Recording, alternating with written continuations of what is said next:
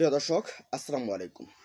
বেশ কয়েকটা চাঞ্চল্যকর তথ্য প্রকাশ হয়েছে। যদি আপনাদেরকে সেটি জানিয়ে দেন, এ বিষয়ে বিস্তারিত আলোচনা হবে যে বাংলাদেশের প্রধানমন্ত্রী হিসেবে ফিরে আসছেন শেখ হাসিনা, দাবি ঘনিষ্ঠ সহযোগী। আহ, তারপরে এটা ভারতের বেশ কয়েকটা গণমাধ্যমে উঠে এসেছে এবং তার সাথে সাথে বাংলাদেশেরও বেশ কিছু সোশ্যাল মিডিয়াতে এটা ভাইরাল হয়েছে। তারপর আপনাদেরকে যদি আরেকটা বলি যে শেখ হাসিনাকে ফেরানোর জন্য গভীর ষড়যন্ত্র চলছে বলছেন হাসনাত আবদুল্লাহ। আবার আরেকটা পোস্টে আসছে যে 14 জনের একটা স্নাইডার টিম কাজ করছে শেখ হাসিনাকে ফেরানোর জন্য। আর এই তথ্যটা দিয়েছেন আল জাজিরার সাংবাদিক জুলকারনাইন স্যার। তো আপনাদেরকে প্রথমে যদি জানাই, দেখেন শেখ হাসিনা আসলে ফিরতে পারে কিনা। তো এরকমভাবে ভারতের যে গণমাধ্যম থেকে এই যে উদাহরণ এসেছে, যেমন নেপালে রাজতন্ত্র ফিরে বা রাজতন্ত্র অপসারণ করা হয়েছিল, তবে সেই রাজতন্ত্র এবং সেই রাজাকে আবার জনগণ ফিরিয়ে আনছে দেশের মঙ্গল কামনা করে বা দেশের মঙ্গলের জন্য তারা ফিরিয়ে আনছে। অপরদিকে আবার তার দাবি করছে যে এই যে সিরিয়াতে যে বাশার আল আসাদ যে সরকার, সেটাকে তারা প্রতিহত করছে জুলানি সরকার। সেই জুলানি সরকারের বিরুদ্ধে এবার বাশার আল আসাদের যে সমর্থকরা রয়েছে, তারা যে নেতাকর্মীরা রয়েছে, তারা শক্ত অবস্থানে ইতিমধ্যেই চলে আসছে। ইতিমধ্যেই কিন্তু আবার ফাইটিং করা শুরু করে দিয়েছে। তো তারা ভাবছে যে এই তাদের বরাতে যে ফাইটিং করা যেহেতু শুরু করেছে, সে মুহূর্তে বাশার আল আসাদের ক্ষমতায় আসার সম্ভাবনাটা কিন্তু রয়েছে। তো আমরা আপনাদেরকে একটু এখন প্রধানমন্ত্রী হিসেবে শেখ হাসিনা আসবেন এই বিষয়টা নিয়ে একটু কথা বলি। দেখেন, প্রধানমন্ত্রী হিসেবে বাংলাদেশে ফিরে আসবেন শেখ হাসিনা, চাঞ্চল্যকর দাবি শেখ হাসিনার ঘনিষ্ঠ সহযোগী তথা মার্কিন আওয়ামী লীগের সহসভাপতি রাব্বি আলমের। প্রত্যাবর্তনের পাশাপাশি বাংলাদেশের অন্তর্বর্তীকালীন সরকারের উপদেষ্টা মোহাম্মদ ইউনূসকেও কটাক্ষ করেছেন তিনি।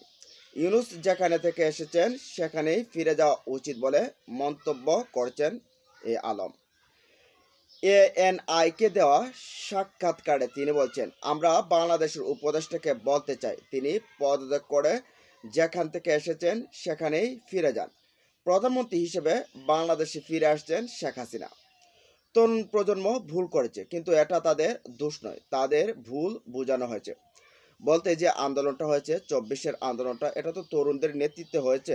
পেছনে মুরব্বীরা রয়েছে, পেছনে অনেকগুলো দল রয়েছে, তবে এর কিন্তু মূল যে যারা রয়েছে তারা কিন্তু তরুণ।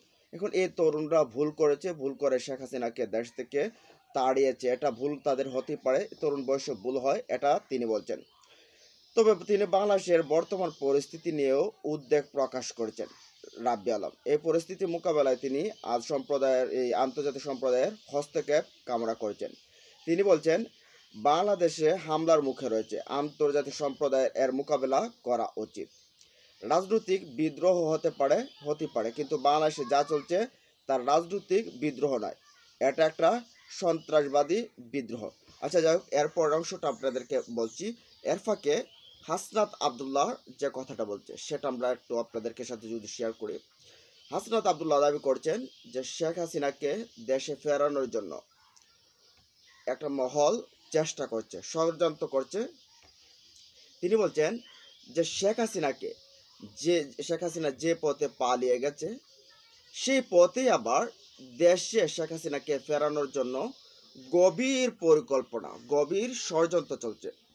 এখন হাসনাত আবদুল্লাহ যেহেতু পোস্টটা দিয়েছেন, নিশ্চয়ই এই পোস্টের পেছনে কোনো না কোনো রহস্য আছে, কোনো না কোনো সূত্র সেটা আবিষ্কার হয়েছে যে শেখ হাসিনাকে ফিরিয়ে আনার জন্য ঐক্যবদ্ধ হচ্ছে আওয়ামী লীগ।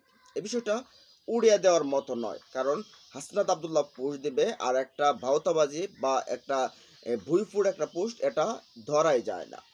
তাহলে বোঝা যাচ্ছে যে ভেতরে ভেতরে কোনো না কোনো কাজ হচ্ছে।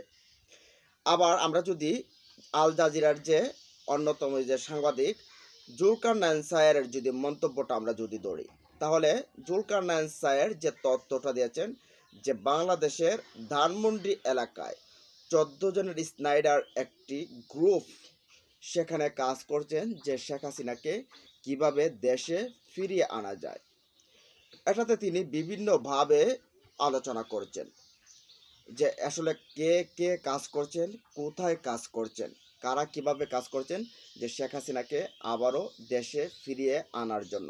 যেমন এর আগে আমরা দেখছিলাম যে এই গাজীপুরের যে মেয়র জাহাঙ্গীর আলম, তিনি যে পরিকল্পনাটা করেছিলেন যে বাংলাদেশের যে প্রত্যেকটা ওয়ার্ড রয়েছে, ইউনিয়নের ওয়ার্ড রয়েছে, সেই ওয়ার্ড পর্যন্ত নির্দেশনা দিচ্ছিলেন যে আপনারা উশৃঙ্খলতা শুরু করুন বা সেখানে একটা ক্যাচাল তৈরি করুন, তাহলে দেশটা অস্থিতিশীল দেশ পরিবেশ তৈরি হবে। আর আপনারা ঐক্যবদ্ধ হন প্রতি ওয়ার্ডে ওয়ার্ডে। যদি প্রতি ওয়ার্ডে ওয়ার্ডে ঐক্যবদ্ধ হতে পারেন তাহলে ব্যাপক পরিমাণে আমাদের কর্মীরা অ্যাক্টিভ হয়ে যাবে। আর অ্যাক্টিভ হলে আমরা রাজপথে নেমে যাব। আর রাজপথে নামলে এই ইউনুস, এই সমন্বয়করা এরা কোনো পাত্তাই পাবে না। তো তাদের এই যে পরিকল্পনা, এই পরিকল্পনাতে তাদের ভাষ্যমতে শেখ হাসিনা খুব শীঘ্রই দেশে ফিরছেন। আচ্ছা, আমরা দেখি আর একটু কি বলছে ভারত এই বিষয় নিয়ে। শেখ হাসিনা নিরাপদে পদে বাংলাদেশ ছেড়ে ভারতে আসা নিশ্চিত করার জন্য ভারতীয় প্রধানমন্ত্রী নরেন্দ্র মোদীকে ধন্যবাদ জানিয়েছেন ওই আলম। তিনি বলছেন, আমাদের অনেক নেতা ভারতে আশ্রয় নিয়েছেন এবং আমাদের সমর্থন করার জন্য আমরা ভারত সরকারের কাছে অত্যন্ত কৃতজ্ঞ।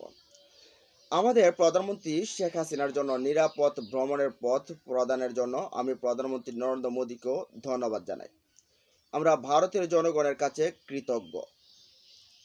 সম্ভবতই একটা, যেহেতু তাদের নেত্রীকে তারা, তাদের নেতাদেরকে তারা যে ওই ভারত যেহেতু এই আশ্রয় দিয়েছে, সেটার জন্য কৃতজ্ঞতা বোধ অবশ্যই প্রকাশ করা দরকার, না হলে আসলে অকৃতজ্ঞ হয়ে যায়। কিন্তু কিভাবে এটা আশাবাদী রাজনৈতিক পর্যবেক্ষকরা বলছেন, বাংলাদেশের রাজনৈতিক পরিস্থিতির হাওয়া একটু একটু করে বদলাতে শুরু করেছে।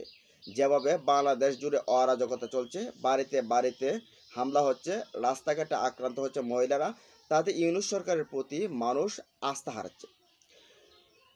তারপরে ওই যে আরো বিভিন্ন বিষয়গুলো রয়েছে, খালেদা জিয়ার দল বিএনপি শুধু তাই না, বিভিন্ন জায়গায় জুলাই আন্দোলন সমন্বয়কদের নাম করে তোলাবাজি, ডাকাতি, চাঁদাবাজি, বিভিন্ন অভিযোগ, এই বিষয়গুলো নিয়ে দেশের মানুষ অসন্তুষ্ট হয়ে গেছে। সেই মানুষগুলো এখন বলছে যে আগের সরকারই ভালো ছিল। এখন যদি জনসমর্থন যদি বেড়ে যায় তাহলে তো সম্ভাবনা বেশি যে আওয়ামী লীগ ফিরে আসার, এমনটা কিন্তু তারা দাবি করছেন যে দেশের মানুষ আশায় বুক বাঁধছে যে আওয়ামী লীগ ফিরে আসবে। এখন আপনাদের কাছে প্রশ্ন হলো যে শেখ হাসিনা কি সত্যি প্রধানমন্ত্রী হিসেবে ফিরে আসবেন দেশে, নাকি তাদের স্বপ্নই রয়ে যাবে? আপনারা কি বলেন, আসবে? যদি আসে কমেন্ট বক্সে জানিয়ে দিন। ভালো থাকুন, সুস্থ থাকুন, দেখা হবে ইনশাল্লাহ পরবর্তী ভিডিওতে। আল্লাহ হাফেজ।